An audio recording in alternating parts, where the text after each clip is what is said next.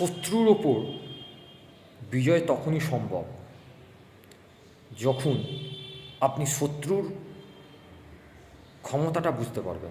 এক, আপনি শত্রুর ক্ষমতাটা বুঝে নিজের ক্ষমতাকে যদি বাড়িয়ে নেন, তাহলে আপনি নিশ্চিত সেখান থেকে বিজয় পাবেন।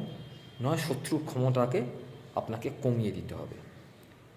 এই দুটো তখনই সম্ভব যখন আপনি বুঝবেন যে শত্রুটা কী ফর্মুলায় আপনার ওপর আঘাত করতে চাইছে। যুদ্ধ জিততে গেলে আগে মনের দিক থেকে অনেক বেশি শক্ত হতে হবে। মনের যুদ্ধকে আপনাকে জিততে হবে। সময় এবং সুযোগের অপেক্ষা করতে হবে।